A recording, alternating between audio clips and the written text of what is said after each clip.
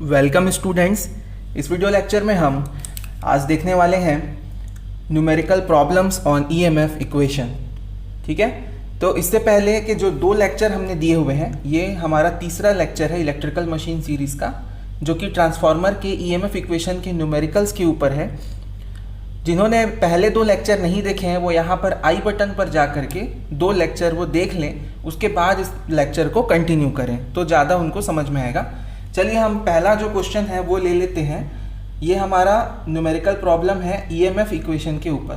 पहला जो क्वेश्चन है वो ये कहता है a single phase transformer has 400 primary and 1000 secondary turns.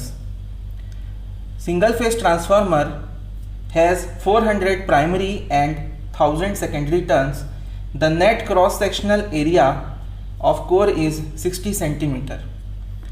If the primary winding to be connected to a 50 Hz supply at 520 volt, calculate first peak value of flux density in the core and second the voltage induced in the secondary winding. Students, मैंने पिछले lecture 2 में आपको ये practice question description में दिए थे, उसी का मैं सॉल्यूशन आपको इस वीडियो में बताऊंगा। तो इस वीडियो को पूरा देखिएगा, अच्छे से समझिएगा। और मैं ऐसा सोचता हूँ कि अगर ये न्यूमेरिकल्स आपसे बन जाते हैं तो आपका जो ईएमएफ इक्वेशन का कंसेप्ट है वो बहुत रिजिड हो जाएगा और कभी भी आने वाले टाइम में आप ईएमएफ इक्वेशन से रिलेटेड जो भी क्वेश्चन पूछे जाएंगे उसका सही आंसर दे सकते हैं। तो चलिए इसका सॉल्यूशन देखते हैं। इस क्वेश्चन में हमको गिवन है नंबर ऑफ टर्न्स प्राइमरी के और सेकेंडरी के, साथ में कोर का एरिया भी गिवन है और प्राइमरी साइड की वोल्टेज भी गिवन है। फ्रीक्वेंसी 50 हर्ट्ज है। हमको कैलकुलेट करने बोला गया है फ्लक्स डेंसिटी, जिसको हम BM से रिप्रेजेंट करते हैं, और voltage induced in the secondary winding, जिसको हम ES से रिप्रेजेंट करते हैं। हमको BM और ES कैलकुलेट करना है। चलिए इसका सॉल्यूशन देख लेते हैं। इसका जो सॉल्यूशन है, इस सॉल्यूशन में आप देखिए सबसे पहले मैंने गिवन डेटा लिखा हुआ है। ठीक है, तो वो जो गिवन डेटा है वो बहुत इंपॉर्टेंट है। गिवन डेटा में आपको क्या करना है, ईएमएफ इक्वेशन का जो गिवन डेटा है उसमें लिखना है NP 400 जो कि क्वेश्चन में गिवन है, NS सेकेंडरी साइड का टर्न्स 1000 है और area of core that is 60 centimetre. इसको आप हमेशा क्या करिए, एरिया ऑफ कोर जो दिया रहता है उसको हमेशा आप क्या करिए मीटर स्क्वायर में कन्वर्ट कर दीजिए। तो जब इसको आप मीटर स्क्वायर में कन्वर्ट कर देंगे तो ये कुछ इस तरह से हो जाएगा 60 × 10⁻⁻⁴। फिर इसको मैंने सॉल्व भी किया है, आप देख सकते हैं। तो आपको अल्टीमेटली मिल जाएगा 0.006 मीटर स्क्वायर और फ्रीक्वेंसी आपकी है 50 हर्ट्ज और प्राइमरी वोल्टेज है जो आपका वो है 520 वोल्ट। अब हमको निकालना है peak value of flux density in the core. तो फ्लक्स डेंसिटी की पीक वैल्यू BM से रिप्रेजेंट की जाती है और आपको ईएमएफ इक्वेशन पता है। ईएमएफ इक्वेशन होता है EP, मैंने प्राइमरी साइड का इंड्यूस्ड ईएमएफ का ईएमएफ इक्वेशन लिखा है। EP is equal to 4.44 F NP BM × A। ठीक है, अब इसमें हमको BM फाइंड करना है और बाकी वैल्यूज दी हुई हैं। EP की वैल्यू भी गिवन है जो कि हमको दिया हुआ है। ठीक है, 520 वोल्ट, इसको मैं EP लिख लेता हूं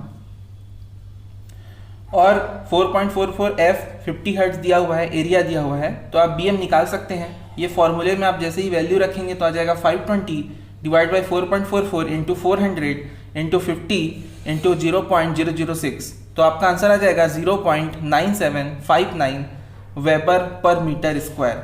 जी हाँ, फ्लक्स डेंसिटी का यूनिट होता है वेबर पर मीटर स्क्वायर और इसको टेस्ला ने दिया था। ठीक है, तो टेस्ला भी इसका एक यूनिट है।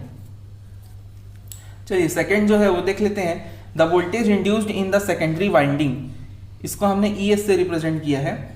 From transformation ratio we know secondary turns divide by primary turns is equal to secondary voltage by primary voltage. तो इस फॉर्मूले में रखेंगे ES को मैंने एज इट इज लिया है, NS और NP को लेकर के EP को इधर मल्टीप्लाई कर दिया और उसके बाद वैल्यूज पुट कर दी तो हमारे पास आया 1300 वोल्ट। तो इसका आंसर आ जाएगा 1300 वोल्ट। चलिए दूसरा क्वेश्चन देखते हैं जो हमने प्रैक्टिस प्रॉब्लम में लिया था। ये जो दूसरा क्वेश्चन है, अ 25 kVA transformer has 500 turns on primary primary में ट्रांसफार्मर के 500 टन है और ट्रांसफार्मर का पावर रेटिंग दिया है 25 kVA and 50 turn on secondary winding. Secondary winding में इसके 50 टर्न है, 50 टर्न है। The primary is connected to a 3000 volt 50 hertz supply. जो इसकी प्राइमरी वाइंडिंग है उसको 3000 वोल्ट से कनेक्ट किया गया है। Find the full load primary and secondary currents. ये हमारा पहला क्वेश्चन है, प्राइमरी करंट निकालना और फुल लोड सेकेंडरी करंट निकालना दूसरा क्वेश्चन हो गया। द सेकेंडरी ईएमएफ, जो सेकेंडरी साइड इंड्यूस्ड ईएमएफ है वो निकालना है, तो वो तीसरा question. And the maximum flux in the core, और कोर में जो मैक्सिमम फ्लक्स है जिसको हम 5m से रिप्रेजेंट करते हैं वो निकालना है। नेग्लेक्ट करना है हमको लीकेज ड्रॉप्स को। लीकेज ड्रॉप मतलब ये आइडियल केस बता रहा है ना, प्रैक्टिकल केस में होता है लीकेज ड्रॉप और नो लोड प्राइमरी करंट, तो इन सबको इग्नोर करना है और हमको कैलकुलेशन करना है। चलिए देखते हैं इसका सॉल्यूशन। इसमें देखेंगे कि जो गिवन डेटा है वो है NP 500, NS 50 और प्राइमरी वोल्टेज है 3000 वोल्ट और पावर दिया है 25 kVA। अब ट्रांसफार्मर का जो टोटल पावर होता है, अपेरेंट पावर होता है, उसको V इंटू आई से दिया जाता है और इसका यूनिट हमेशा kVA में होता है, ठीक है। तो जब इसका यूनिट V इंटू आई से दिया जाता है, ठीक है, तो V की जगह वोल्टेज है उसको मैंने E से रिप्रेजेंट किया क्योंकि हम अपने वीडियोस में वोल्टेज को कैपिटल E से रिप्रेजेंट करते आ रहे हैं।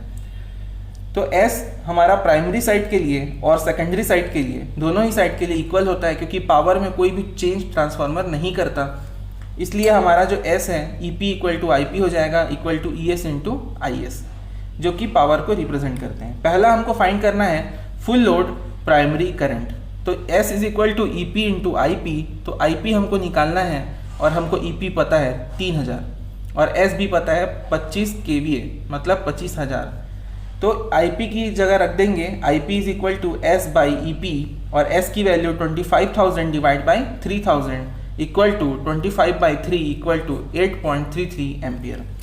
तो हमारा जो आंसर आ जाएगा वो आ जाएगा 8.33 ampere. Full load secondary current, ठीक है, तो टर्न रेशियो से हमको पता है NP/NS इक्वल टू IP/IS, ठीक है।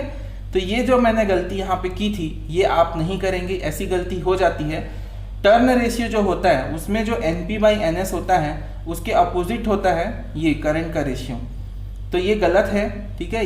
यहाँ पे नीचे सही है, देखिए NP/NS इक्वल टू IS/IP। इसको याद रखने का तरीका है, जब कभी भी आप टर्न रेशियो बता रहे हैं, ठीक है, तो टर्न रेशियो में आप करंट का रेशियो लीजिए और उसको अपोजिट लीजिए। मान लीजिए यहाँ NP है तो यहाँ क्या होना चाहिए IS, NP है तो यहाँ IS, यहाँ S है तो यहाँ P, उल्टा होना चाहिए, ये ध्यान रखिएगा। अब यहाँ से हम IS निकाल लेते हैं, IS equal to IP into NP/NS, तो IP आ जाएगा 8.33 इंटू 500/50 मतलब कि 83.3 एम्पियर आपका जो सेकेंडरी फुल लोड करंट आ जाएगा। फिर सेकेंडरी EMF निकालने के लिए आपको ट्रांसफॉर्मेशन रेशियो यूज करना है NS/NP इक्वल टू ES/EP। तो EP को मैंने यहाँ मल्टीप्लाई कर दिया तो आपका आंसर आ जाता है 300 वोल्ट। तो आपका आंसर है 300 वोल्ट। इसके बाद मैक्सिमम फ्लक्स डेंसिटी हमको निकालना है, सॉरी ES आ जाएगा आपका NS/NP into EP 50/500 into 3000 equal to 300 volt. Maximum flux आ जाएगा आपका EP/4.44 FNP, ये EMF इक्वेशन से ही मैंने लिखा है। वैल्यूज रखेंगे 3000 divide by 4.44 50 into 500, you will get 0.027 weber. इसको हम मिली वेबर में रख सकते हैं, ये हो जाएगा 27 मिली वेबर। मिली वेबर में कन्वर्ट करने के लिए आपको कुछ नहीं करना होता, इसको सिर्फ मल्टीप्लाई करना होता है 1000 से। 1000 से जब अगर इस नंबर को मल्टीप्लाई करेंगे तो ऑटोमेटिक इसका जो यूनिट है वो मिली वेबर में लिख सकते हैं। चलिए दूसरा क्वेश्चन देखते हैं। सॉरी, थर्ड क्वेश्चन हमने दिया था, the number of turns on primary and secondary winding of a single phase transformer are 350 and 35। एक सिंगल फेज ट्रांसफार्मर के प्राइमरी और सेकेंडरी के नंबर ऑफ टर्न्स दिए हुए हैं 350 और 35 turns. If the primary is connected to a 2.2 kV 50 hertz supply, अगर primary का जो वोल्टेज है वो हो जाए 2.2 किलो वोल्ट, तो determine secondary voltage on no load. तो हमको क्या निकालना है यहाँ पे ES की वैल्यू फाइंड करनी है। बहुत सिंपल क्वेश्चन है, इसका सॉल्यूशन देखते हैं। इसमें गिवन डेटा है एनपी, एनएस और ईपी। इसको हमने और सिंप्लीफाई करके लिख दिया है 2200 वोल्ट। हमको फाइंड करना है secondary voltage on no load. तो सेकेंडरी वोल्टेज के लिए हम ट्रांसफॉर्मेशन रेशियो यूज करेंगे। उसमें हम लिख सकते हैं NS by NP equal to E S by E P is equal to E S is equal to N S by N P, और ई पी को मल्टीप्लाई किया तो यहाँ पे ई पी आ गया। फिर वैल्यूज रख दीजिए 35/30 350, क्योंकि सेकेंडरी टर्न आपके क्या है 35 है और प्राइमरी टर्न है 350। तो आप वैल्यूज रखते जाइए और प्राइमरी का जो वोल्टेज है वो है 2200। तो आप सॉल्व करेंगे तो आपको मिलेगा 220 वोल्ट। तो आंसर आ जाएगा आपका 220 वोल्ट। चलिए एक और क्वेश्चन है, ये भी हमने दिया था आपको 4th। इसमें देखिए अ 3200 volt 50 hertz single phase transformer is built on A core having cross sectional area of 150 centimetre square and has 80 turns in low voltage winding. यहाँ पे क्या क्या दे दिया है आपको, वोल्टेज रेशियो दे दिया है, साथ में आपको लो वोल्टेज वाइंडिंग का क्या दे दिया है, नंबर ऑफ टर्न्स दे दिया है, और एरिया भी दे दिया है सेंटीमीटर स्क्वायर में। अब आपको पूछता है the value of maximum flux density in the core. Value of maximum flux density that is BM, ये हमको फाइंड करना है। सेकंड इसमें फाइंड करना है the number of turns in the high voltage winding. High voltage winding में जो number of turns होंगे वो हमको फाइंड करना है। ठीक है, इसका मैं आपको बहुत अच्छे तरीके से एक्सप्लेन करूंगा। देखिए इस क्वेश्चन में जो गिवन डेटा है उसको समझ लीजिए। क्या दिया हुआ है आपको, प्राइमरी वोल्टेज और सेकेंडरी वोल्टेज दिया हुआ है। ठीक है, ये प्राइमरी और सेकेंडरी के फॉर्म में क्वेश्चन में नहीं दिया था। क्वेश्चन में आपको सिंपली लिखा था 3000/200 वोल्ट। तो हमने प्राइमरी और सेकेंडरी कैसे चुना। ठीक है, तो आप कभी भी जब क्वेश्चन में आपको डिफाइन ना हो कि कौन सा प्राइमरी है और कौन सा सेकेंडरी है, तब आप क्या करेंगे, किसको प्राइमरी लेंगे और किसको सेकेंडरी लेंगे, ऐसा डाउट हमको आ जाता है। कई स्टूडेंट्स से मेरा इंटरेक्शन होता है तो वो भी इसी तरह के डाउट आपसे पूछते हैं। तो आपको भी शायद इसमें डाउट हो, तो मैं आपको बता देता हूं कि किसको प्राइमरी लेना है और किसको सेकेंडरी लेना है।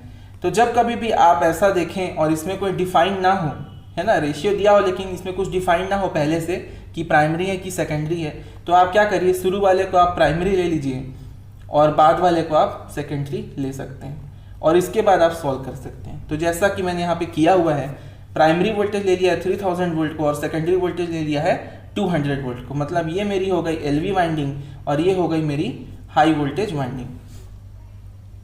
क्लियर है। इसके बाद नंबर ऑफ टर्न दिए हुए हैं सेकेंडरी वाइंडिंग के 80 टर्न। ठीक है, तो इसको किस फॉर्म में दिया था, इसमें लिखा था कि has 80 turn in low voltage winding. तो लो वोल्टेज वाइंडिंग कौन सा है मेरा, 200 वोल्ट है, जो कि मेरा क्या है सेकेंडरी, इसलिए मैंने उसको क्या लिया है, सेकेंडरी नंबर ऑफ टर्न्स। अब हम पहला जो क्वेश्चन है वो फाइंड करते हैं। हमको मैक्सिमम फ्लक्स डेंसिटी फाइंड करना है, इसको हम BM से रिप्रेजेंट करते हैं। So from EMF equation of transformer we know ES secondary side का ES is equal to induced EMF of secondary winding is equal to 4.44 NS F BM into A। यहाँ पर फ्लक्स की जगह मैंने क्या रख दिया, फ्लक्स जो होता है वो होता है BM इंटू A। ठीक है, यहाँ पर फ्लक्स क्या है, मल्टीप्लिकेशन है, प्रोडक्ट है किसका, एरिया ऑफ कोर का और मैक्सिमम फ्लक्स डेंसिटी का, तो वो हमने पुट किया हुआ है। तो BM आपका आ जाएगा ES divide by 4.44 NS F into A। ये सारी वैल्यूज हम जैसे पुट करेंगे तो हमको आंसर मिलेगा 0.75 वेबर पर मीटर स्क्वायर। ठीक है, लेकिन आपको ये ध्यान रखना है कि जो हमारा एरिया है ये किस में दिया है, सेंटीमीटर में। यहीं पे बच्चे मिस्टेक करते हैं, इसलिए मैं इसको हाईलाइट कर रहा हूँ कि जो एरिया दिया होता है उसको आप सेंटीमीटर में एज इट इज़ नहीं रखेंगे, उसको आप कन्वर्ट कर देंगे मीटर स्क्वायर में। और जब सेंटीमीटर को मीटर स्क्वायर में कन्वर्ट किया जाता है तो उस वैल्यू को 10⁻⁻⁴ से मल्टीप्लाई किया जाता है। जब हमको एरिया को सेंटीमीटर स्क्वायर से मीटर स्क्वायर में कन्वर्ट करना है, तब जो दिया हुआ वैल्यू है 150 सेंटीमीटर स्क्वायर, उसको कन्वर्ट किया जाता है 150 × 10⁻⁻⁴ से मल्टीप्लाई करके। जब इसको सॉल्व करेंगे तो आपके पास आ जाएगा 0.0150 मीटर स्क्वायर, ये आपका एरिया हो जाएगा। इसको आपको इसमें पुट करना है। तो ये बहुत ही ध्यान देने वाली बात है, इसी में गलतियां होती है और आपके वैल्यू अलग आ जाते हैं। तो ये मैंने नोट भी यहाँ पे डाल दिया है ताकि आपसे कोई कभी गलती ना हो।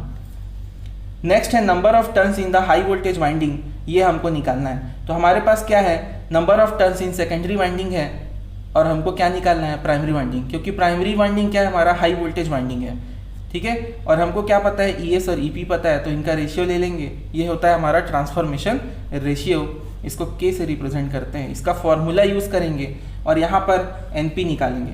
तो ये इनको जब रेशियो करेंगे तो 2/30 आएगा, 1/15 आ गया। तो 15 का मल्टीप्लाई NS से और NP का मल्टीप्लाई 1 से करेंगे तो NP इज इक्वल टू मिलेगा 15 इंटू NS और 15 इंटू 80 इज इक्वल टू होता है 1200 टर्न्स। तो आपका जो प्राइमरी या high voltage number of turns हैं वो हो जाएंगे आपके 1200 टर्न्स। चलिए कुछ ऑब्जेक्टिव प्रॉब्लम जल्दी से कर लेते हैं। हमारे पास SSC JEE 2018 में पूछे गए कुछ प्रॉब्लम हैं जो रिलेटेड हैं EMF इक्वेशन ऑफ ट्रांसफार्मर से। पहला जो क्वेश्चन है ये 5 नंबर मैंने लिया हुआ है। इसमें बोला है a single phase 50 hertz transformer, a single phase 50 hertz transformer has high voltage and low voltage winding of 2200 and 220 volt. देखिए ध्यान दीजिए यहाँ पे क्या बोला है, high voltage 2200 and low voltage 220 volt. What is the transformation ratio, और क्या पूछा है, ट्रांसफॉर्मेशन रेशियो। तो हम इसमें देखिए प्राइमरी और सेकेंडरी किसको लेंगे, है ना। उससे पहले हमको पता होना चाहिए ट्रांसफॉर्मेशन रेशियो K ये होता है आपका ES/EP, सेकेंडरी का वोल्टेज बाई प्राइमरी का वोल्टेज, या हम और कह सकते हैं NS/NP। तो यहाँ पर हमको क्या गिवन है, हमको वोल्टेज गिवन है, तो वोल्टेज के फॉर्म में हम सॉल्व करेंगे। अब इसमें प्राइमरी और सेकेंडरी किसको लेंगे, अभी बताया था आपको मैं, प्राइमरी हम शुरू वाले को लेते हैं। तो EP हो जाएगा हमारा 2200 वोल्ट और ES हो जाएगा 220 वोल्ट, सॉरी, ठीक है। EP हो जाएगा 2200 वोल्ट और ES हो जाएगा 220 वोल्ट। इसको वैल्यू को रखेंगे तो ES की वैल्यू आ जाएगी आपकी 220/2200, ये आपको देगा 1/10। तो आपका जो आंसर है वो हो जाएगा ऑप्शन बी, जो कि है 1/10। SSC JEE 2018 का प्रॉब्लम था, इस तरह के प्रॉब्लम पूछे जाते हैं।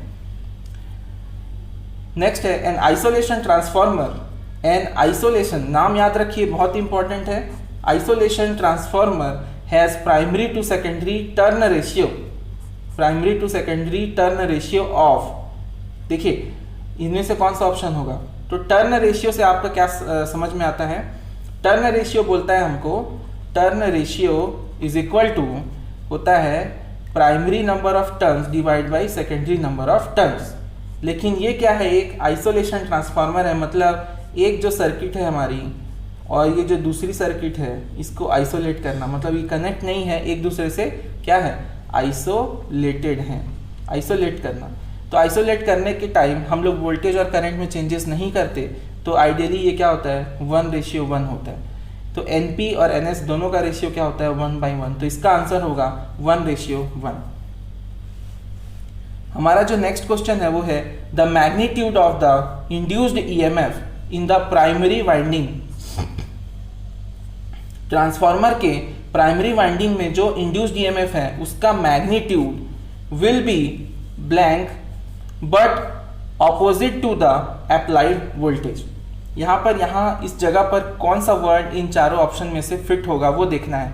The magnitude of the induced EMF in the primary winding, primary winding में इंड्यूस होने वाला EMF, मान लीजिए मैं बोलता हूं उसको EP, will be blank but opposite to the applied voltage. तो पहला ऑप्शन ट्राई करते हैं, will be higher but opposite to the applied voltage. Second, will be almost equal but opposite to the applied voltage, will be lower but opposite to the applied voltage, will be negligible but opposite to the applied voltage. So correct answer is almost equal।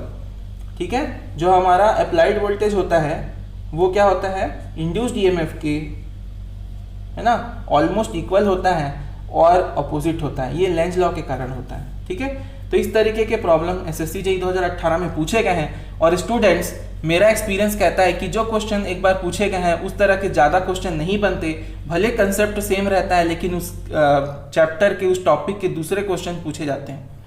तो EMF equation में जो ये numericals मैंने आपको कराए हैं, इसको बड़े अच्छे से आप नोट कर लीजिए और अच्छे से समझ लीजिए, क्योंकि आने वाले एसएससी जेईई के एग्जाम में वो पुराने क्वेश्चन हर बार तो रिपीट करेगा नहीं, कुछ नए क्वेश्चन जरूर ट्राई करेगा। और नए क्वेश्चन में ये जो मैं आपको बताया हूँ न्यूमेरिकल्स, इससे क्वेश्चन बन सकते हैं और ये कन्वेंशनल के भी इंपॉर्टेंट है, आपके सीएसबीटीयू के लिए भी इंपॉर्टेंट हो जाता है और आने वाले एसएससी जेईई के एग्जाम के लिए भी 90% पॉसिबिलिटी है कि इस टाइप के क्वेश्चन पूछे जाएं, लेकिन वो होंगे ऑब्जेक्टिव टाइप के। चलिए मैं आपको कुछ स्पेशल आपको बता देता हूं। जो हमारा नेक्स्ट लेक्चर होगा वो ट्रांसफार्मर कंस्ट्रक्शन के ऊपर होगा। आप अपने जो भी डाउट्स हैं इस लेक्चर के और पिछले 2 लेक्चर के वो टेलीग्राम ग्रुप पर भेज सकते हैं। टेलीग्राम ग्रुप का जो लिंक है और ऑनलाइन टेस्ट इस जो वीडियो है हमने बनाया लेक्चर 1 और लेक्चर 2, उसके ऊपर बेस्ड ऑनलाइन टेस्ट आपको मिल जाएंगे। और ग्रुप का जो लिंक है, टेलीग्राम ग्रुप ज्वाइन करने का लिंक, वो भी डिस्क्रिप्शन में आपको मिल जाएगा। और अगर आपने अभी तक लाइक नहीं किया वीडियो को तो लाइक कर दीजिए और चैनल को अगर सब्सक्राइब नहीं किया तो सब्सक्राइब जरूर कर लीजिए। धन्यवाद।